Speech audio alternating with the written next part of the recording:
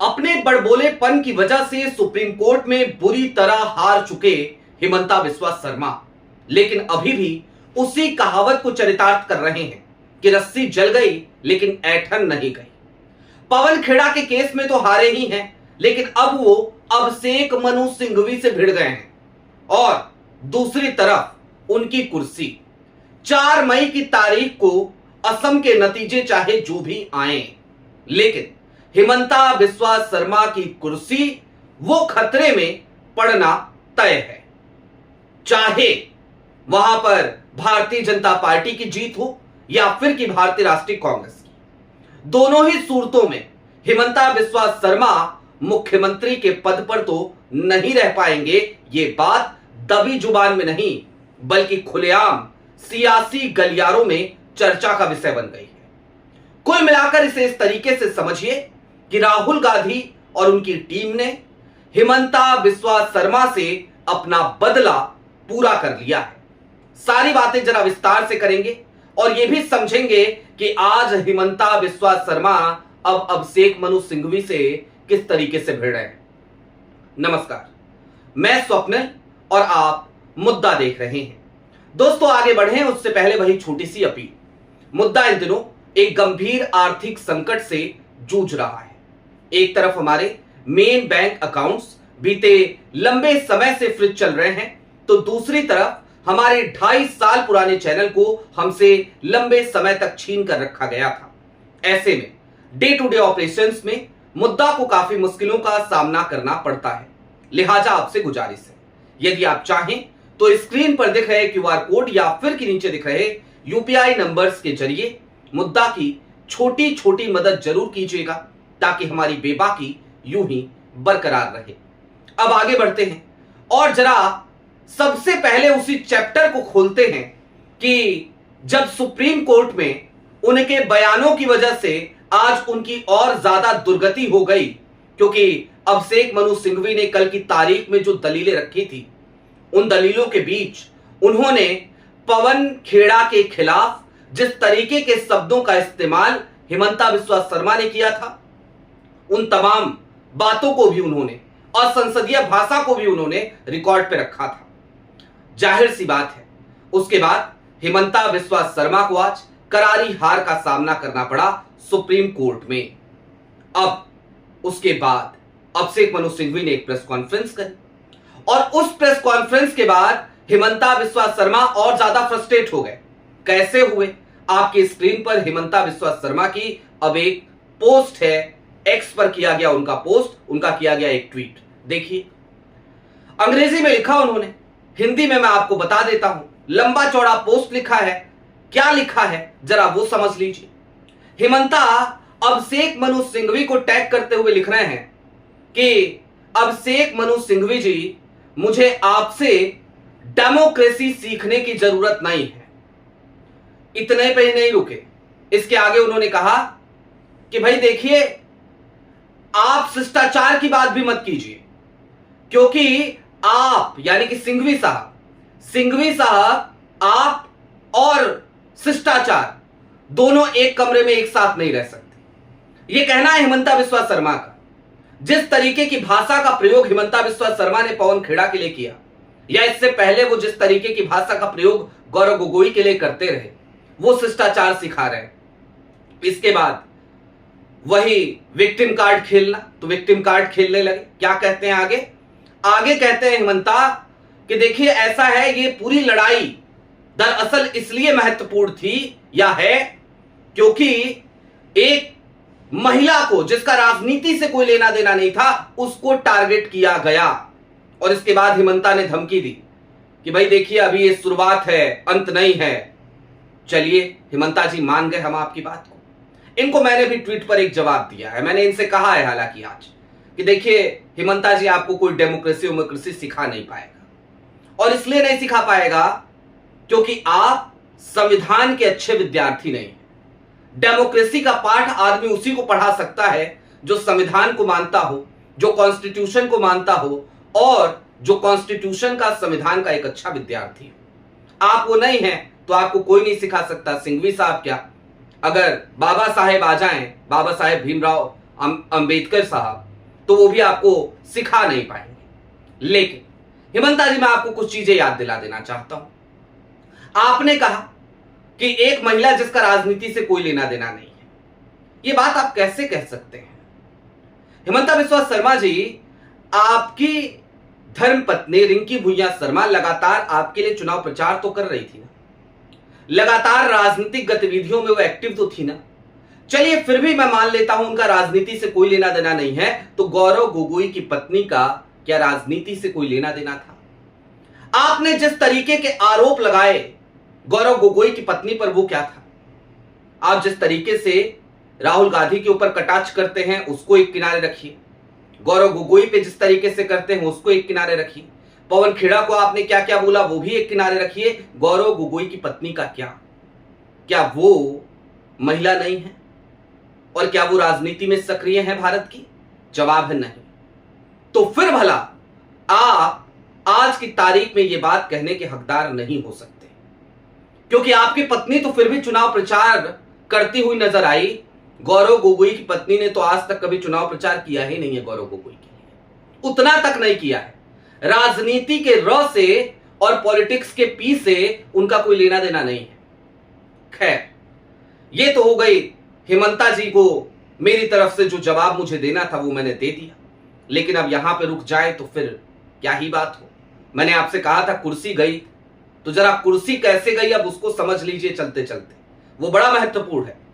4 मई की तारीख का इंतजार तो भैया देखिए हर कोई कर रहा है।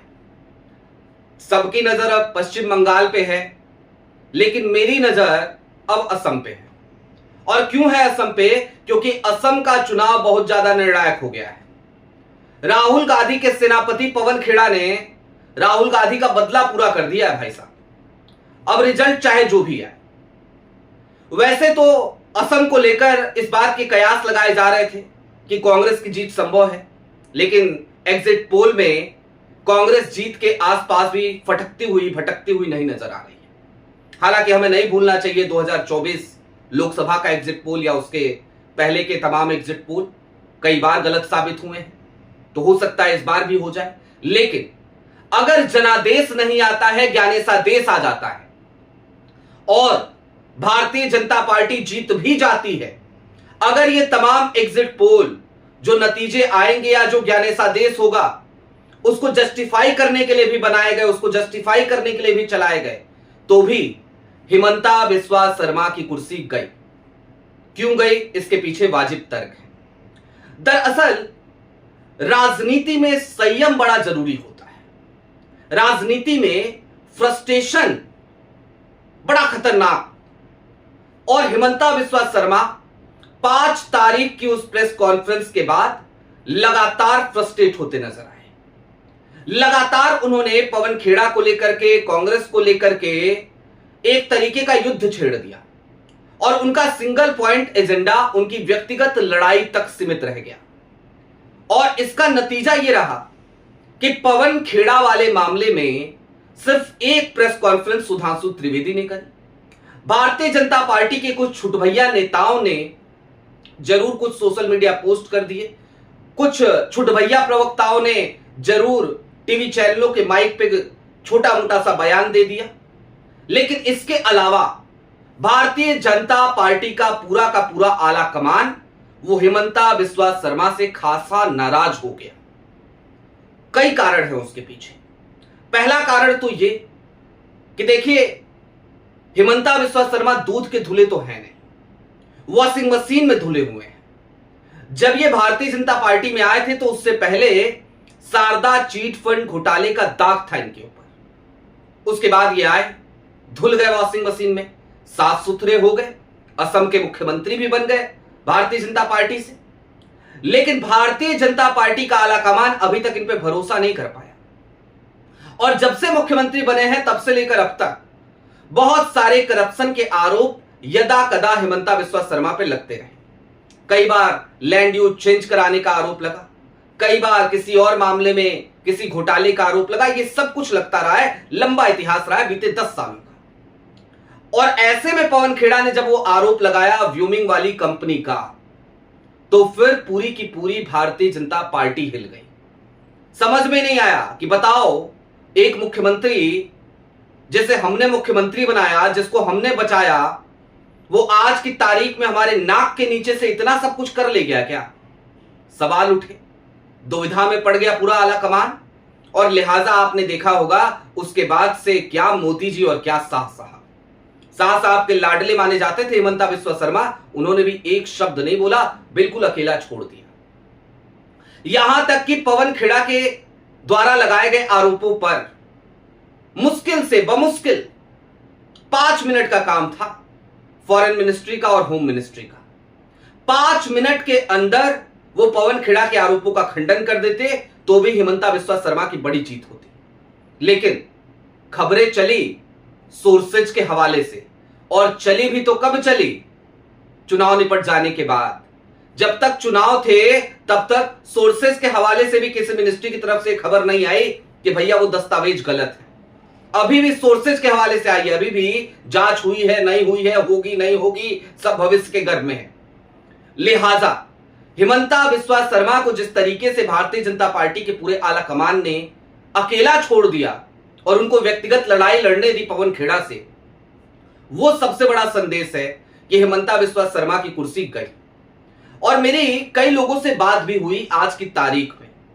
देखिए क्या है, भारतीय जनता पार्टी में भी ऐसा नहीं है कि अपने दोस्त नहीं है, साथी नहीं है या बड़े भाई नहीं, पत्रकार हैं तो सबसे रिश्ता रहता है, तो वहां पर भी बातचीत होती रहती है। हाँ, कांग्रेस के कुछ लोगों से ज्यादा हो जाती है, समाजवादी पार्टी में भी कई लोगों से हो जाती है, भारतीय जनता पार्टी में छिप छिपा के होती है, क्योंकि भारतीय जनता पार्टी के लोग ही डर डर के हमारा फोन रिसीव करते हैं। भाई वो खुल करके फोन नहीं रिसीव कर सकते, ये मजबूरी है भारतीय जनता पार्टी के कुछ नेताओं की जिनसे बात होती है।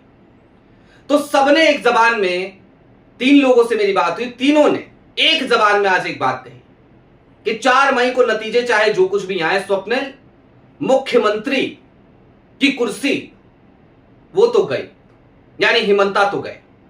अब हिमंता सुप्रीम कोर्ट में हारने के बाद चाहे खिसियाई बिल्ली खंभा नोची की कहावत को चरितार्थ करे, या फिर कि वो उस कहावत को चरितार्थ करें जिससे मैंने शुरुआत करी थी कि रस्सी जल गई लेकिन ऐठन नहीं गई। लेकिन मेरी तरफ से तो एक ही कहावत है जो समर्पित है हिमंता बिस्वा शर्मा जी आपको, और वो है, अब पछताए होत क्या जब चिड़िया चुग गई खेत। और यहां पे तो आप खुद ही चिड़िया बनकर अपना ही खेत चुग लिए। ना तो आप फ्रस्ट्रेट होते, ना तो आप अपना कैंपेन डिरेल करते, आप संयम के साथ उन आरोपों का जवाब देते, तो शायद आज आपके सामने ये स्थितियां नहीं पैदा हुई होती जहां पे आपको इस तरीके से खिसियाई बिल्ली खंभा नोचे वाली कहावत को चरितार्थ करना पड़ता। बहरहाल दोस्तों, अभी के लिए दीजिए इजाजत। आपकी क्या राय है वो हमें कमेंट बॉक्स में जरूर बताइएगा। चलते चलते फिर वही अपील, चैनल पे नए हो तो सब्सक्राइब करते हुए जाइएगा, सक्षम हो तो मुद्दा की छोटी छोटी मदद जरूर कीजिएगा ताकि हमारी बेबाकी यूं ही बरकरार रहे। बहुत